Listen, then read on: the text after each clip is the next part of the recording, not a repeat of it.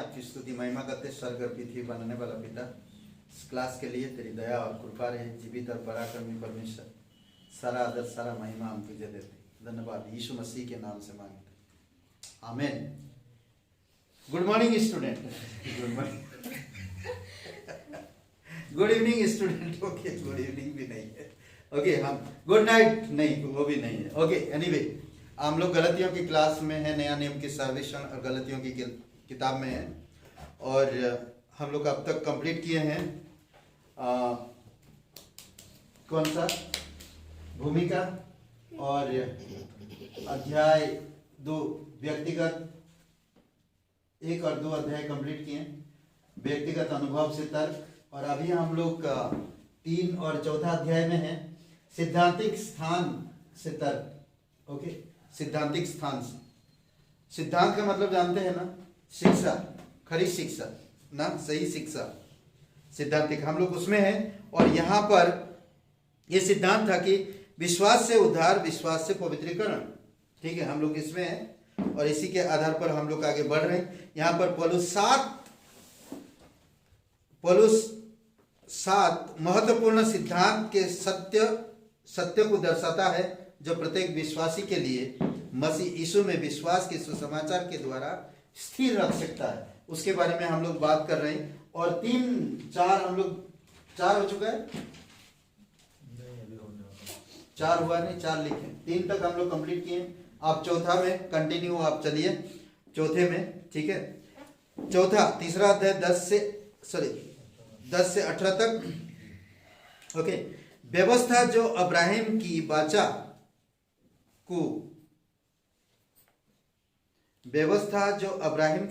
को 400 वर्ष बाद आई।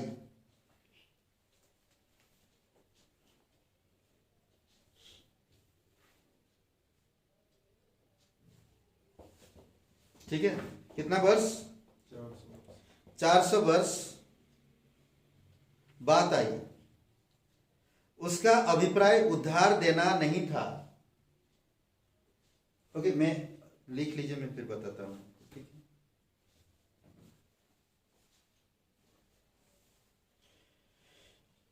उसका अभिप्राय उद्धार देना नहीं था, और उसने अब्राहिम की संतान के द्वारा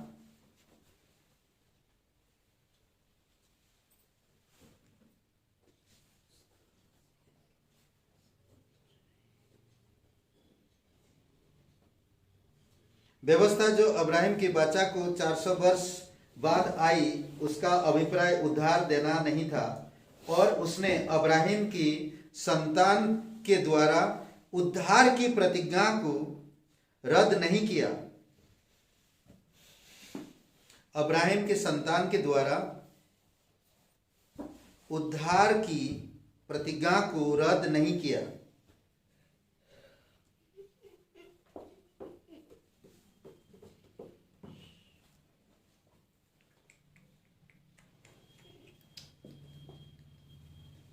ओके, यहाँ पौलुस विशेष रीति से अब्राहिम के संतान को यीशु मसीह का स्वरूप देता है। अब्राहिम की संतान यीशु मसीह का स्वरूप देता है।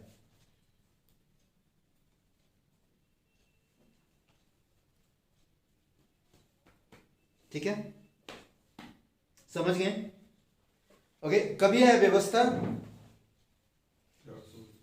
कब से कब तक, कब से कब तक, मतलब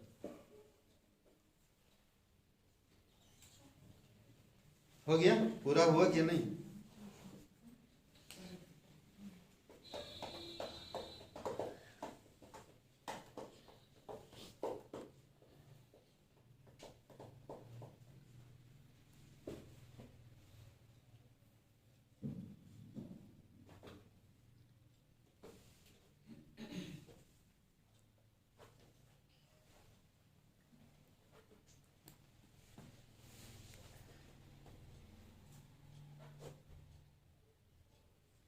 ठीक है,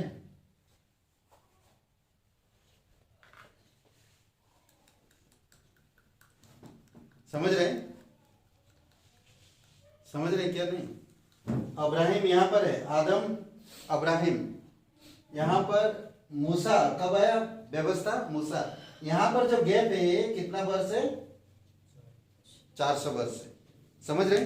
ये जो गैप है, समझ गए? 400 वर्ष। पर व्यवस्था क्यों दिया परमेश्वर ने? ऐसा नहीं कि कोई उद्धार पाए व्यवस्था के द्वारा, नहीं, ऑलरेडी उद्धार आप विश्वास से मिल गया, तो फिर व्यवस्था दिया क्यों? व्यवस्था आया क्यों? और व्यवस्था के आने का अभिप्राय क्या था? व्यवस्था आने से क्या हमारे विश्वास खत्म या हमारी प्रतिज्ञा खत्म? कई बार इस चीज को लोग नहीं समझ पाते। यहां पर अद्भुत बात कहता, अगर पढ़ते हैं 10 वचन से लेकर कितना वचन तक? 18 वचन तक। ठीक है, थोड़ा पढ़ेंगे क्या कोई? इसलिए जितने लोग व्यवस्था के कामों पर भरोसा रखते हैं वे सब शाप के अधीन हैं, क्योंकि लिखा है, जो कोई व्यवस्था की पुस्तक में लिखी हुई सब बातों के करने में स्थिर नहीं रहता वह शापित है। पर यह बात प्रकट है कि व्यवस्था के द्वारा परमेश्वर के यहाँ कोई धर्मी नहीं ठहरता, क्योंकि धर्मी जन विश्वास से जीवित रहेगा। पर व्यवस्था का विश्वास से कोई संबंध नहीं, क्योंकि जो उनको मानेगा वह उनके कारण जीवित रहेगा।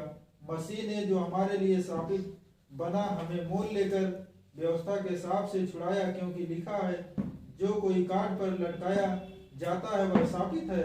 यह इसलिए हुआ कि अब्राहम की आशीष मसीह यीशु में अन्य जातियों तक पहुंचे और हम विश्वास के द्वारा उस आत्मा को प्राप्त करें जिसकी प्रतिज्ञा हुई है।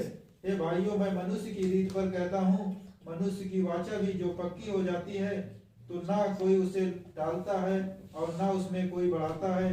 अतः प्रतिज्ञाएं अब्राहम को और उसके वंश को दी गई। वह यह नहीं कहता वंशों को जैसे बहुतों के विषय में कहा, पर जैसे एक के विषय में कि तेरे वंश को, और वह मसीह है।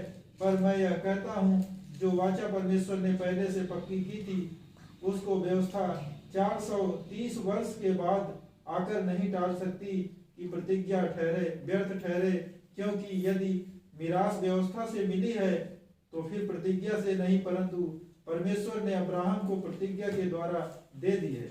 ओके, जब अब्राहिम के द्वारा सब कुछ दिया गया है तो व्यवस्था के द्वारा कोई रद्द नहीं कर सकता था, और वो पूरा होना जरूरी था, पूरा होना जरूरी था। ठीक है, अब पढ़ते पढ़ते ऐसा समझिएगा, मैं जस्ट आप लोगों को दे रहा हूं। ठीक है, 19 से लेकर सत्य 5, 19 से लेकर 29 वचन, तीसरा अध्याय 19 से लेकर 29। व्यवस्था का उद्देश्य लिख लिए, 5वां सत्य है ये, सत्य 5, तीसरा अध्याय गलतियों का 19 से लेकर 29। ठीक है, व्यवस्था का उद्देश्य मनुष्य को परमेश्वर की धार्मिकता, व्यवस्था का उद्देश्य मनुष्य को परमेश्वर की धार्मिकता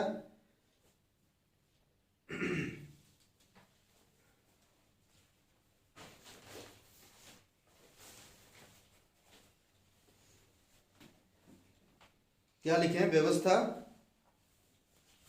का उद्देश्य मनुष्य को परमेश्वर की धार्मिकता और उनके पापों से अवगत कराना।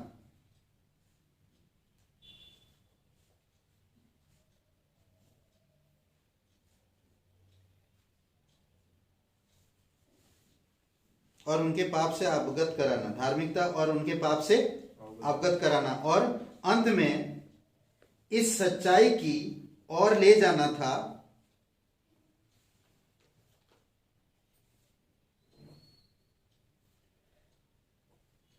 अंत में इस सच्चाई की ओर सच्चाई की ओर ले जाना था कि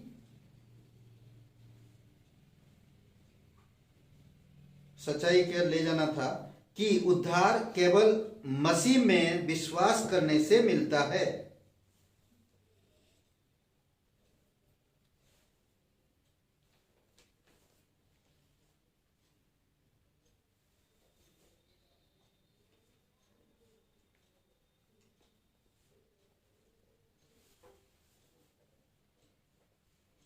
सच्चाई की ओर ले जाना था कि उद्धार केवल मसीह में विश्वास करने से मिलता है।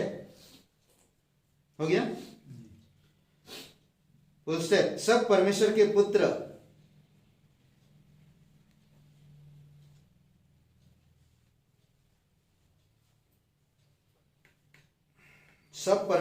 पुत्र मसीह में विश्वास करने के द्वारा अब्राहम के संतान है।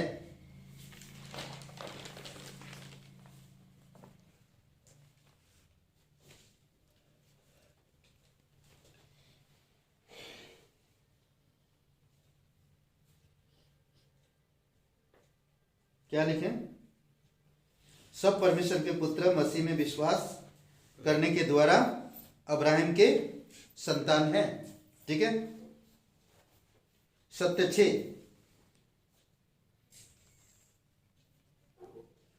चौथा अध्याय 1 से 20।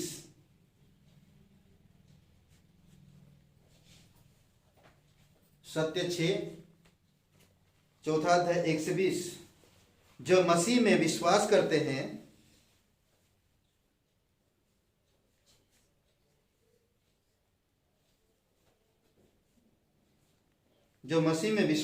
हैं उनका व्यवस्था के श्राप से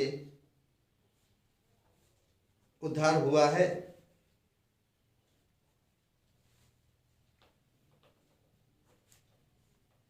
जो मसीह में विश्वास करते हैं उनका व्यवस्था के श्राप से उद्धार हुआ है और व्यवस्था के श्राप से उद्धार हुआ है और परमेश्वर के ले पालक पुत्र हैं।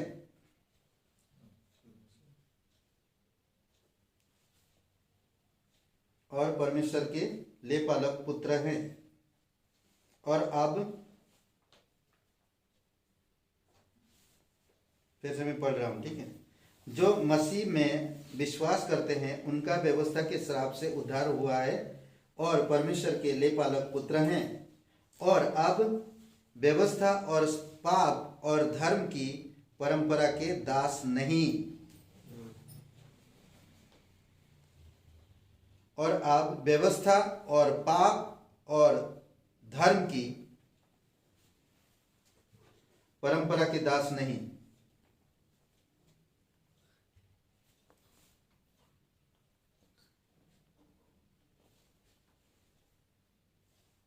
ठीक है?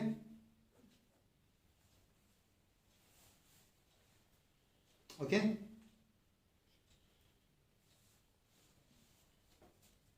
हो गया? सत्य 7 चौथा अध्याय 21 से 31। ये महत्वपूर्ण है, आप इसको इंपॉर्टेंट करके रखिएगा, बहुत जरूरी है। सत्य 7 चौथा अध्याय 21 से 31। विश्वासी अब इसहाक के द्वारा प्रतिज्ञा के संतान है। विश्वासी इसहाक के द्वारा प्रतिज्ञा के संतान है।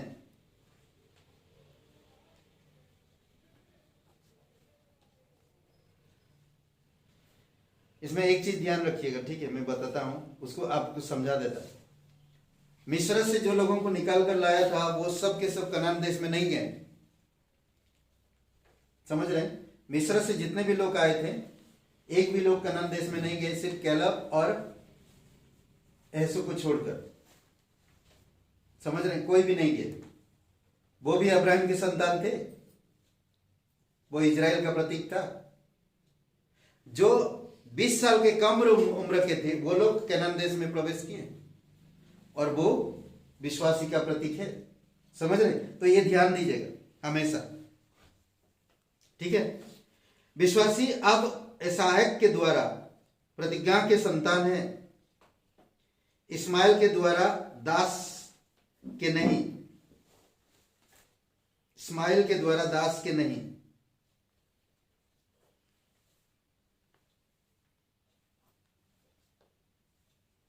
ओके? दो चीजें यहां पर बताता पौलुस। पहले इसहाक प्रतिज्ञा था, ठीक है? इस्माइल पहले आ गया, पर इस्माइल के दास नहीं, ठीक है? यहां पौलुस पुराना नियम का अब्राहिम और सारा का पहले हाजिरा दासी से शरीर के अनुसार इस्माइल और फिर आत्मा के अनुसार प्रतिज्ञा की संतान इसहाक के विषय में बताता है। लिख लिए? लिख लीजिएगा, मैं पूरा तो पढ़ दिया हूं यूट्यूब चैनल में। ओके, मैं फिर से पढ़ रहा हूं। पौलुस पुराना नियम का अब्राहिम और सारा का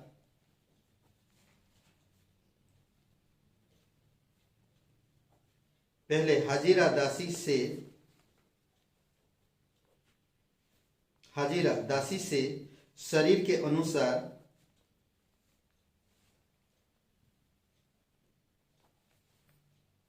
कहां पर है बोलिएगा, मैं वहां से बोलूंगा, परेशान मत होइए, ताकि आप लोग समझे ना। आधा अधूरा लिखेंगे, बाद में समझ नहीं आ रहा कहाँ है, इसका क्या मतलब है, जाने दो, मतलब नहीं समझेगा।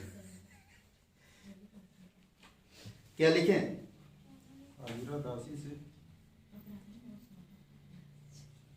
पौलुस पुराना नियम का अब्राहिम और सारा का पहले हाजिरा दासी से शरीर के अनुसार इस्माइल और फिर आत्मा के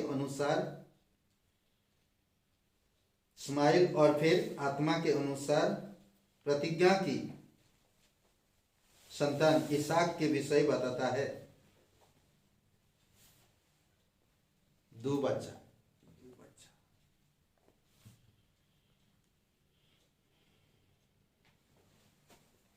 ओके, हो गया?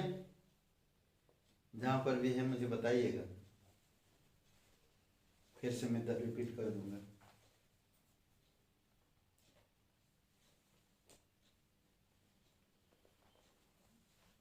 लास्ट वाला लाइन से बताइए। आत्मा के अनुसार प्रतिज्ञा की, आत्मा के अनुसार प्रतिज्ञा की संतान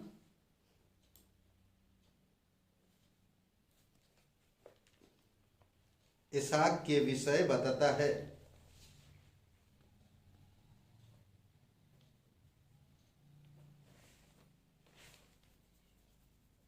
ठीक है, फुल स्टॉप। फिर पौलुस गलतियों को यह सलाह देता है,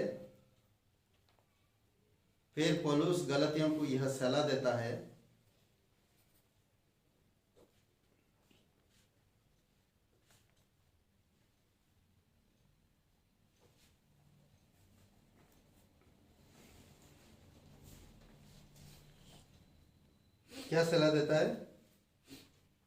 कि वे व्यवस्था से मसीह में स्वतंत्रता के आधार पर विश्वास से व्यवहारिक जीवन जिए। कि वे व्यवस्था से मसीह में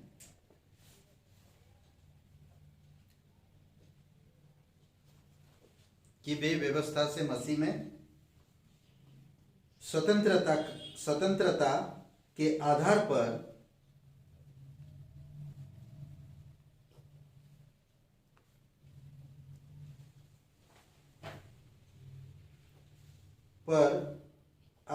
स्वतंत्रता के आधार पर विश्वास से व्यवहारिक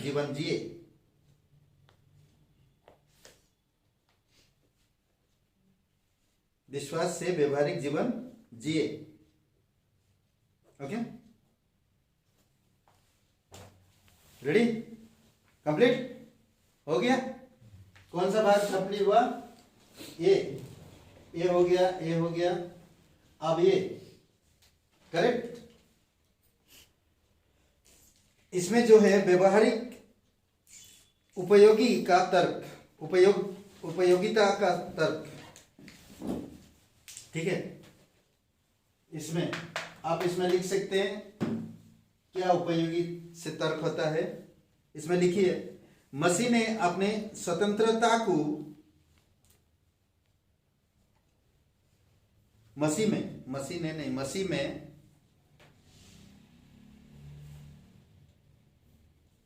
अपनी स्वतंत्रता को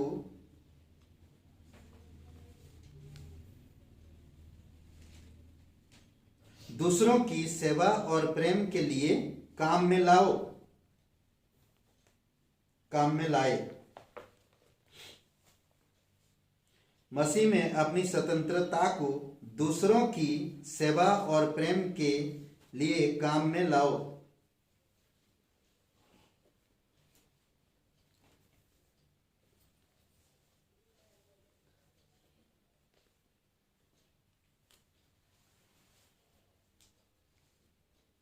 ठीक है, इस भाग में क्या संदेश दे रहे हैं, ठीक है, उपदेश दे रहे हैं, उपदेश देंगे। ठीक है, पौलुस इस भाग में 7 उपदेश, पौलुस इस भाग में 7 उपदेश मसीह में स्वतंत्रता को काम में लाने के लिए प्रस्तुत करता है। समझ गए?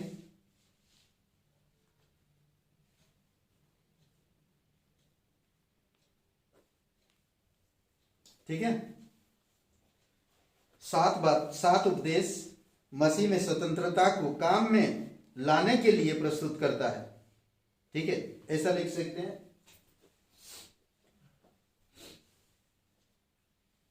उपदेश 1, ठीक है, वचन जैसा यहां लिखे वैसा ही लिखिए। उपदेश 1, 5वां अध्याय 1 से 12।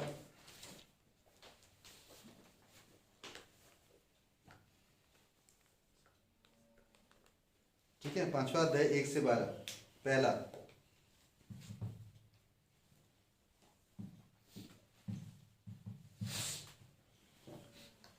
ओके, आज तो पूरा होगा नहीं। विश्वास से मसीह में स्वतंत्र हो। विश्वास से मसीह में स्वतंत्र हो, स्थिर रहो।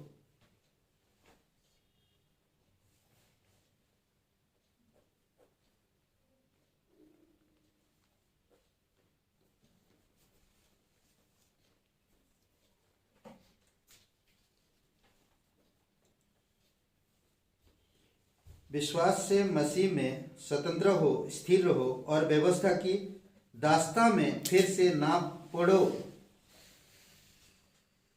व्यवस्था की दास्ता में फिर से ना पड़ो। Full step.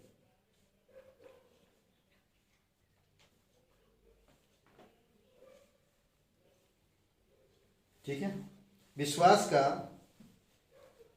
प्रेम के द्वारा काम करना,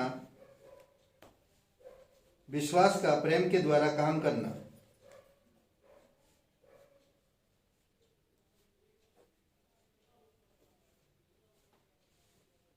ठीक है, कमा व्यवस्था के नियमों का पालन ना करना,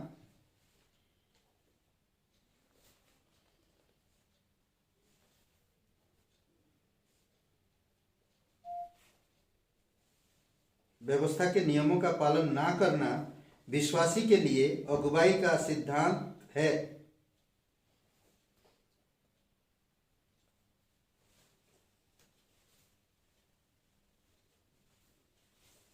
ठीक है, ओके।